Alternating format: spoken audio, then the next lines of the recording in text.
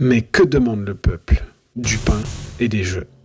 Dans toutes les sociétés, les sports de combat ont toujours déchaîné les foules. Chez les désireux d'exorciser leurs pulsions les plus violentes, ils représentent un défouloir. Et chez les plus téméraires, ils sont la voix de la grandeur, tout comme Achille et Hector. Chaque partie du monde a ainsi son sport bien à lui, avec des caractéristiques propres bien distinctes.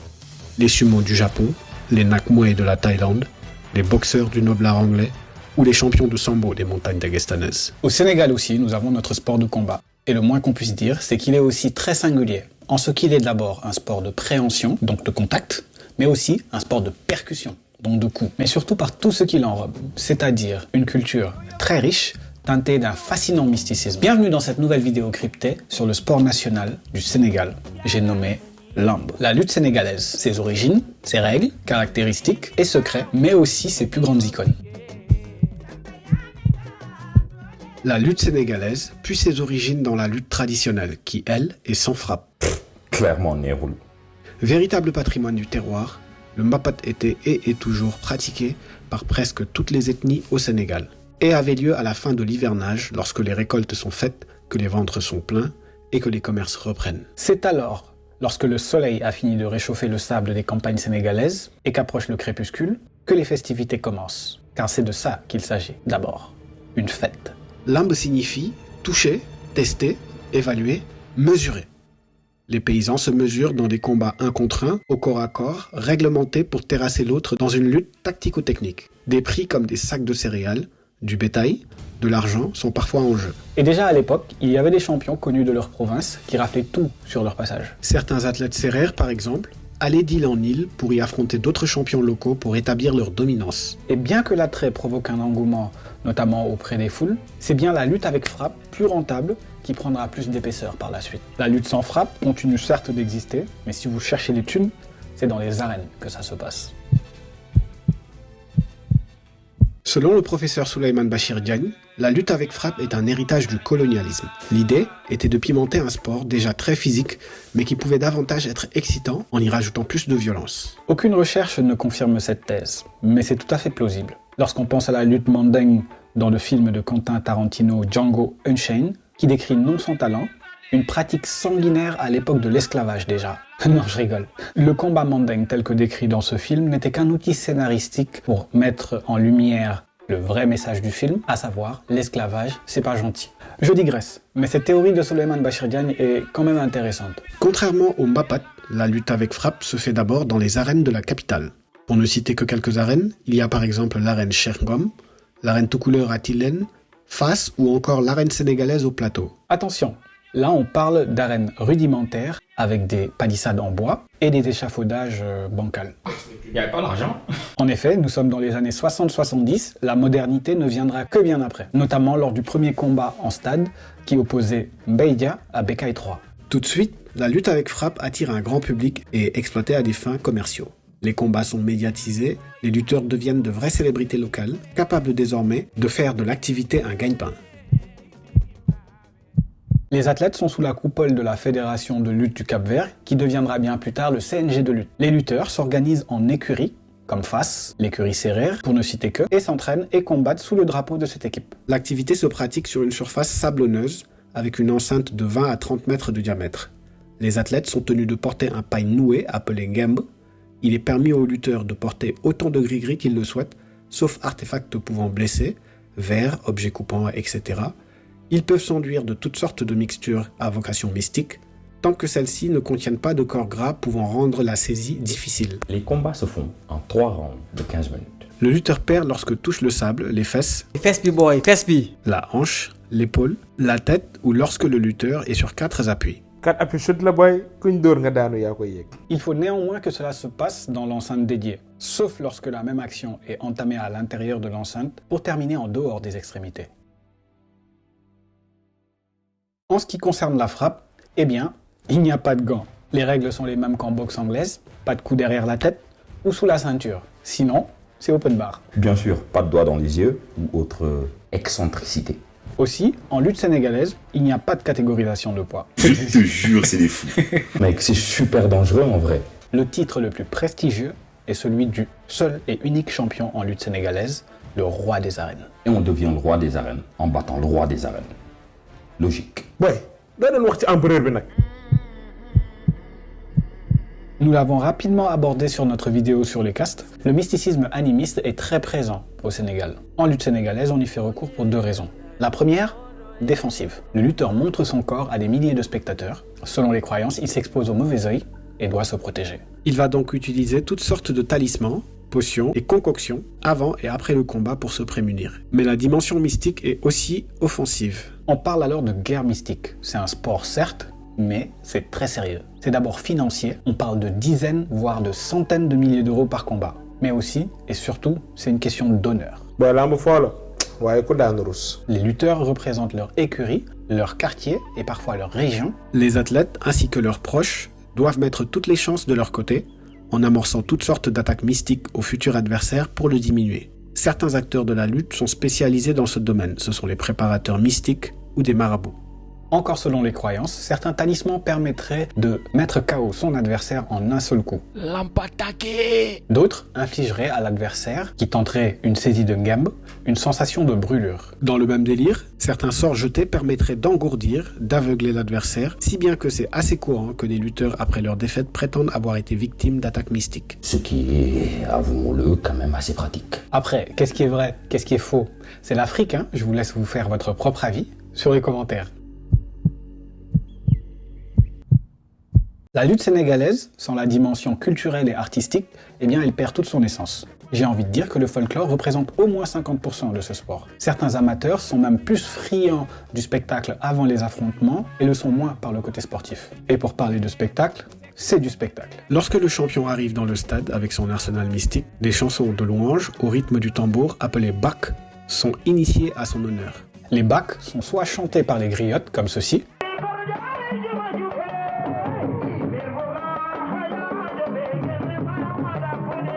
ou, plus courant de nos jours, scandé par un griot batteur, comme ceci.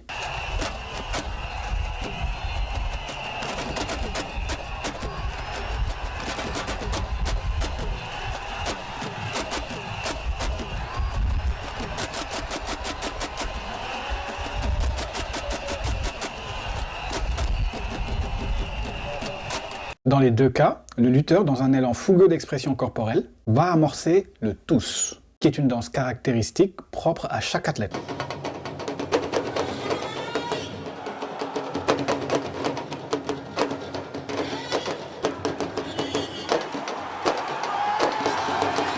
J'adore. C'est alors qu'arrive le fameux moment du baku, qui est bien différent du bak qu'on vient de citer. Pratique de moins en moins présente dans le sport, le baku est un discours frénétique d'auto-louange du lutteur qui se lance dans un monologue poétique d'ego trip. Se fait toujours au rythme des tambours, et le champion rappelle ses prouesses pour intimider ses adversaires. Et franchement, je trouve ça très beau.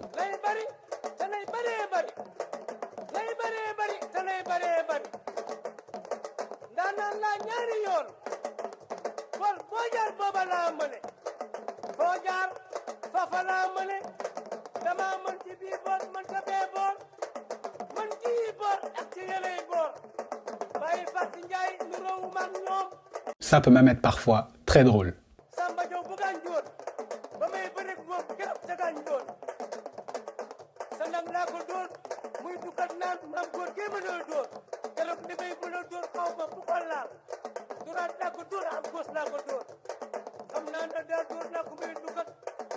Comme je le disais plus tôt, le baku disparaît un peu du paysage de la lutte, au profit de chorégraphie. Dommage. N'oubliez pas de vous abonner et d'activer la cloche pour ne rien rater de la suite. Et surtout, n'oubliez pas le petit pouce bleu. Mame Gorgui Ndiaye, Falaye Baldé, Robert Diouf, Mor Fadam, le premier tigre de face Mbaye Gueye ou sa relève plus talentueux Moustapha Gueye sont tant de noms parmi les nombreuses légendes de la lutte sénégalaise. Il est bien sûr impossible de ne pas citer le premier roi des arènes, Manga 2. Mais au début des années 90, le sport va connaître un changement sans précédent, avec l'arrivée de la plus grande superstar que la lutte n'ait jamais connue. Un athlète venu tout droit du bassin arachidier et qui va amorcer les plus grosses révolutions dans le sport.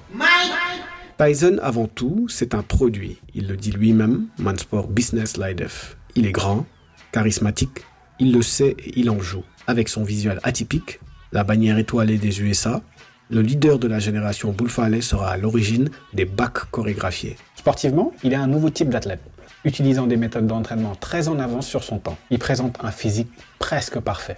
Regardez-moi ça. Boy Tyson mi ceene kenn ceenewul. Et comme son homonyme américain, Tyson assure le spectacle. En dehors de l'arène, une star bankable égérie de plusieurs marques, dans l'enceinte, des KO tonitruants. Il est le deuxième roi des arènes après Manga 2. Mais son règne prendra fin avec la percée d'un jeune lutteur affamé venu tout droit de la Petite Côte et qui foudroie tout violemment sur son passage. Selon la légende, il amarre à lui tout seul les pirogues sur les plages de Mbour.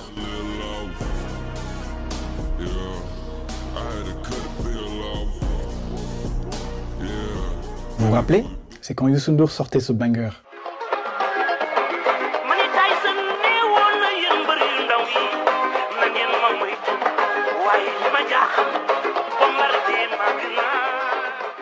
Connu pour sa force colossale, le gros bébé de plus de 140 kg, Bombardier va créer la plus grosse surprise du sport en mettant fin au règne du mythique Tyson en 30 secondes. Et s'il vous plaît, sans le toucher, il ne l'a vraiment pas touché. À partir de là, les performances de la star, parce qu'il restera une star, seront toutes aussi piteuses les unes que les autres. Il ne gagnera plus un seul combat toute sa carrière.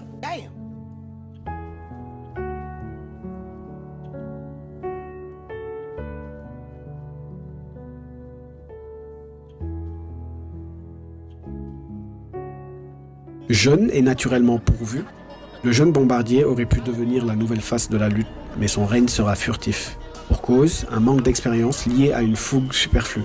Mais aussi d'être contemporain au plus grand lutteur que le Sénégal n'ait jamais connu, le GOAT, Yahya Diop Yékini. Yékini ngi noonu di ñaan fii la daane woon Bombardier daane na fi Balla Beye Yékini bëri na feeg Moustapha Gueye kii ngeen jàkkaar loolu moo daanoon Mohamed Ndao Tyson kii moom mii Yékini moom moo daanoon Bombardier ci drapeau de la paix. Yékini 15 combats, Yékini 15 victoires, Yékini tey jii. Yékini est originaire de Bassoul, un petit village de Joal Fadiouth, sur la petite côte sénégalaise. Très jeune, c'est en tournoi dans son village natal qu'il se découvre un talent inouï pour le sport. Les Sérères sont connus pour être des techniciens hors pair en lutte. C'est un lutteur cérébral, à la technique très fine et au contre redoutable, avec une compréhension des transferts de poids qui, à ce jour, demeure unique. Fort de son pédigré de champion d'Afrique de lutte traditionnelle, il peut se retrouver en difficulté dans ses combats, mais fait toujours l'ajustement adéquat. Il va ainsi régner 15 ans en tant que roi des arènes. Durant le règne de Yékini, le sport connaîtra une période assez étrange, où on aura certes des combats intéressants, mais au sein d'un même cercle très fermé, appelé par la presse cercle des VIP. Ainsi, Bombardier affrontera Yékini 3 fois, celui-ci battra Tyson par 2 fois et Balla Beye 2 par 3 fois, pour ne citer que. C'était les mêmes têtes tout le temps, et les amateurs avaient besoin de sang neuf, car le spectacle devenait usant. Où sont les autres lutteurs? À cette question, c'est le promoteur Feu Gaston Meng, paix à son âme, qui répondra en étant à l'initiative du championnat de lutte avec frappe, le CLAF. Un concept de tournoi de 8 lutteurs divisé en 2 poules avec des combats à échéance régulière. Le public a adoré, les sponsors aussi. Ce tournoi fait chaque saison, fait éclore de nouvelles pépites qui animeront le paysage sportif. C'est aussi l'avènement d'émissions comme Bantamba, qui attirera davantage de spectateurs, mais aussi Khamsambert, programme hebdomadaire qui s'immisce dans le quotidien des athlètes et les fait mieux connaître du grand public. Dans cette époque que beaucoup considèrent comme l'âge d'or de la lutte sénégalaise, une nouvelle génération d'athlètes très talentueux va éclore. Mais 3 d'entre eux se démarquent particulièrement. D'abord parce que tous les 3 ont été rois des arènes, mais parce qu'il est aussi très difficile d'être unanime sur lequel des 3 est meilleur. Dans le catch américain, divertissement à plusieurs millions de dollars, il existe des archétypes qui permettent de développer les personnages des rosters. Les principaux sont les faces, les heels et les boogeyman. Les faces sont les gentils et favoris des fans, les boogeyman sont ceux qui sont craints de tous, et les heels sont les méchants détestés du public. Mais il arrive souvent que certains heels soient tellement bons dans le mauvais rôle qu'ils en finissent par être appréciés. Dans le monde de la lutte sénégalaise aussi, nous avons des personnalités très atypiques, à peu près similaires du point de vue du public. Tombeur de Tyson, Bombardier a été par exemple pendant très longtemps un heel, un mal aimé. Tyson, grâce à son aura et sa présence, est clairement un face. Mais comme je viens de vous le dire, le grand public raffole des méchants, particulièrement lorsque celui-ci est charismatique, mais en plus de ça, qu'il gagne. Balla parle mal. Il est jeune, fougueux, il est irrévérencieux, ne respecte rien. Et cela n'a pas échappé au public sénégalais qui tenait en Balla Gaye 2 leur nouvelle star. Comme Obélix, Balla est tombé dans le chaudron lorsqu'il était bébé. Son père est une légende de la lutte et il s'est donc imprégné de ce sport très jeune. Tout dans Balla Gaye 2 sans la lutte. Il parle comme un lutteur, vit comme un lutteur. maanaam dafa làmbe. lan moo tax nga jël ko. lamb boolewuñ man ak moom. dama bëgg a déglu man. lamb boolewuñ man ak yow mu neex la mu naqari la. sa lamiñ bu rëy bii ngay nekk fii di tëli te mosoo daan bër. Dans l'enceinte, 3 mots définissent son style. Vélocité, puissance, technicité. Héritier des techniques de lutte venant du sud du Sénégal, qui se caractérise par les changements de niveau, de la rotation et la lutte en enchaînement, il régalera l'arène avec des chutes les plus vertigineuses les unes que les autres. Son premier grand exploit est de vaincre par 2 fois son rival, le phénomène Modulo. Le second est celui d'être devenu le plus jeune roi des arènes en mettant fin au règne du GOAT Yekini, et marquera par cette victoire la fin de l'ère des longs règnes. Et oui, malgré un talent inné, son règne ne sera malheureusement pas long. Beaucoup le mettront sous le coup d'une mauvaise gestion de sa carrière, mais aussi de son corps. En effet, Balla Gaye 2 est le symptôme d'un phénomène dans la lutte particulièrement présent au début des années 2010. Les lutteurs partaient aux USA pour se préparer et revenaient avec 30 kilos de plus, persuadés que c'était de la force, lorsqu'en réalité, ils voyaient leur performance baisser car ils étaient de plus en plus lents, perdaient en mobilité, en explosivité, mais surtout mettaient leur santé en péril. Le cas de Balla Gaye 2 est franchement un crève-cœur, parce qu'il est génétiquement pourvu, mais on peut dire sans prendre trop de risques qu'il a bousillé son corps. Juste pour vous dire, contre Modulo, il est pesé à 115 kg. Contre Baboy, il est pesé à 125 kg. Contre Tyson à 135 et 150 kg contre Tafatine. Tout ça en l'espace de 5 ans. Depuis sa perte de couronne, il aura une carrière en dents de scie. Il aura quelques victoires notables, mais ce Balla Gaye 2 là, on ne le verra plus jamais.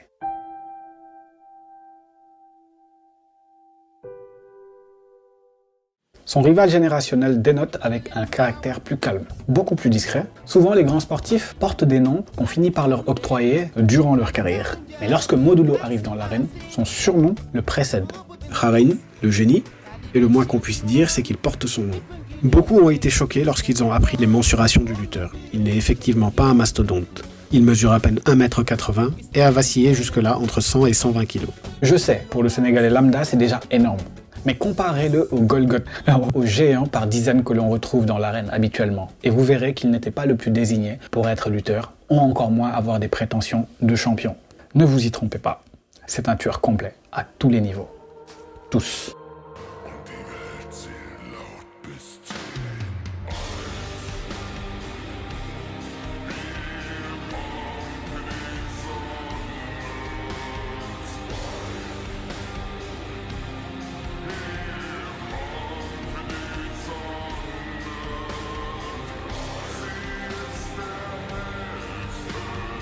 Il a acéré ses dents en lutte traditionnelle, d'où il tient sa réputation de génie de lutte.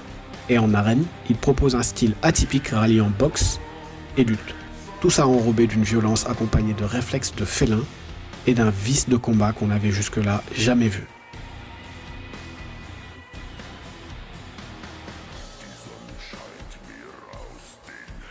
Mais ces atouts ne suffisent pas simplement à tailler un champion. Ce que Modulo a de plus que les autres, c'est le professionnalisme et le sérieux. Pour faire simple, c'est un fou de boulot. Et comme Tyson à l'époque, il est aussi très en avance sur son temps. Les lutteurs privilégient par exemple la musculation pour une masse conséquente le jour du combat. Modulo, lui, est certes un bloc de briques, mais il rallie tout ça avec de la proprioception, des exercices au poids de corps, ce qui lui permet une appropriation de son corps et de ses mouvements qui font défaut à beaucoup de lutteurs. C'est bien ce sérieux qui le propulsera au sommet, malgré quelques rares revers contre Bombardier bien trop lourd, et 2 fois contre son rival générationnel Balla Gaye 2, qui est plus fort.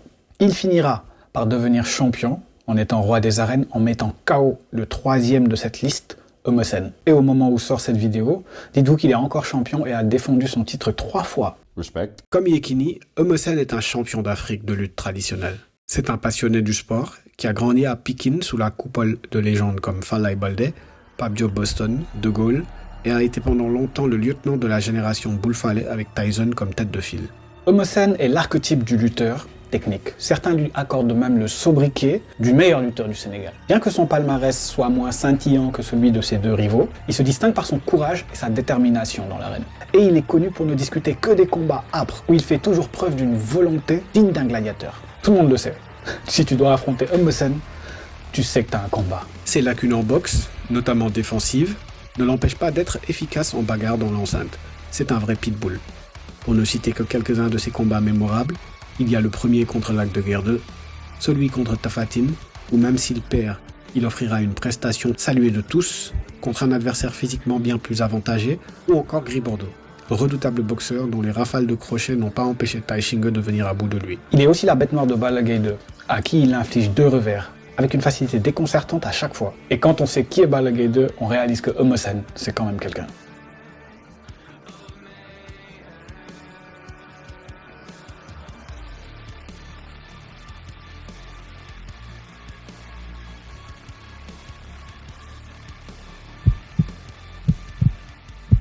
On pouvait parler d'autres athlètes, comme Lac de Guerre 2, Mais on ne le fera pas. qui promettait une carrière aussi brillante que ces trois, mais qui s'est mis à dos une bonne partie du public avec un style réserviste, ne voulant prendre aucun risque dans ses combats par peur de perdre, enchaînant ainsi un nombre incalculable de matchs nuls dans des combats les plus soporifiques les uns que les autres. De Tapha Tine, que la nature a pourvu d'atouts physiques, mais qui a manqué cruellement d'encadrement dans sa carrière, mais aussi de QI combat dans l'enceinte. Du troisième tigre de Fass, Gris Bordeaux, qui, malgré la structure autour de lui offerte par l'écurie Fass, qui lui a permis de continuer des combats au sommet alors même qu'il enchaînait les défaites, et qui n'a jamais pu apporter le titre tant convoité depuis des générations par le cartel de Fass, je veux dire l'écurie Fass. Dama Baldé, qui est encore jeune et prometteur, mais dont on attend encore des choses à prouver. On ne les citera pas tous, mais il y en a une pléthore. Eh bien, il est radieux. En 2020, le Sénégal a inauguré sa première arène nationale, une demande populaire. Les promoteurs reviennent en force et la nouvelle génération d'athlètes a compris qu'ils sont investis de la mission de faire mieux que leurs prédécesseurs. Ils sont de plus en plus professionnels et s'ouvrent désormais à d'autres perspectives qu'offre notamment le MMA. Nous avons même notre premier champion du monde de MMA qui fait la fierté de tout le peuple. Aussi, le sport est de plus en plus connu à l'international, ce qui attire notamment des investisseurs sur un sport qui n'attend que d'être révolutionné. L'arrivée récente du pay-per-view annonce la couleur, et la lutte sénégalaise ne peut que grandir. Sport de guerrier très singulier, la lutte a longtemps souffert de mauvaise réputation et très souvent regardée de haut. Aujourd'hui, du fait de la mondialisation, la jeunesse sénégalaise connaît mieux le football, le basket ou la boxe par exemple, qui sont des sports fantastiques, mais qui viennent d'ailleurs. Quant à elle, la lutte fait partie des rares choses dont on est exclusivement possesseur. Elle est à nous. Il nous appartient donc de la mettre en valeur et de participer à son essor. Ndax ñoo ko moom, suñu yëf la. Et ça, personne ne pourra nous le prendre. Avant de faire ta conclusion, s'il te plaît, j'ai mis... Pourquoi pas? Je pense que c'est trop facile. Mec, genre 150 millions, nga ñëw, quelques secondes, le combat est fini, il y a chute. Normalement règle yi booy CNG moo La règle day évoluer. amul évolution suñu culture la. Mec, nañ def 2 chutes au moins et en cas de match nul, 3e. non loolu neexul ni suñu maam yi daawuñu def moom. Je te dis, moi président du CNG, il y a une catégorisation de poids. loolu yëpp tapet la ba ay catégorisation de poids yow suñu waroon raag maa ngi yor da ngay wuti ay catégorisation de poids.